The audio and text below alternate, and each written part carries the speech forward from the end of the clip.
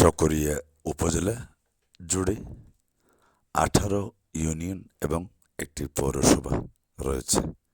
মহাসড়কের অন্তত পাহাড়ি এলাকা জুড়ে সার্বিক চকরিয়া উপজেলার অবস্থান। পশ্চিমে সীমান্ত ইউনিয়ন বদরখালী, ওপারে মহেশখালী।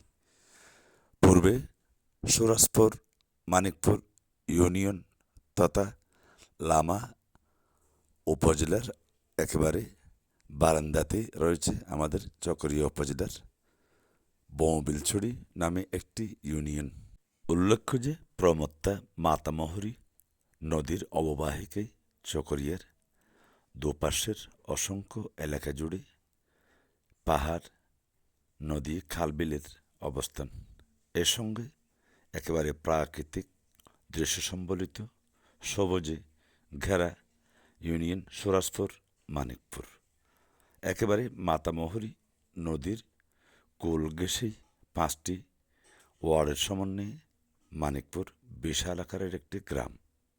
মাতামহরী বুকে দেখা যাচ্ছে সবুজ মৌসুমি বিভিন্ন শাক সবজি সহ আরও কত কি।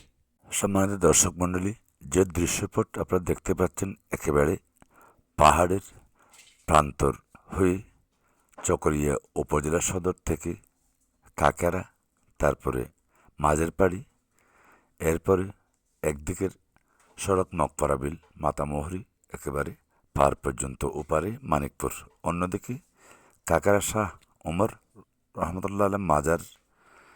তারপরে দেখা মিলবে বাঁ দিকে একটি পাহাড় অধ্যুষিত এলাকা হয়ে মানিকপুর সড়ক।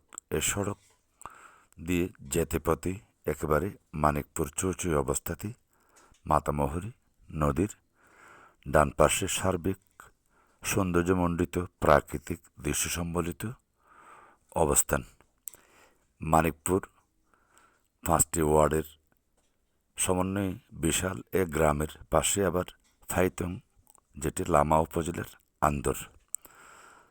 মানিকপুরের ঠিক পশ্চিম পাশে মগপাড়াবিল। তারপর সুরাজপুরের বিশাল এলাকা জুড়ে 4টি ওয়ার্ড সমন্বয়ে সুরাজপুর। পূর্ব পারে মানিকপুর 5টি ওয়ার্ড, পশ্চিম পারে মাতামহরীর 4টি ওয়ার্ড, সব মিলিয়ে সুরাজপুর মানিকপুর, যেটি একেবারে মাতামহরী নদীর অববাহিকায় সবুজে ঘেরা।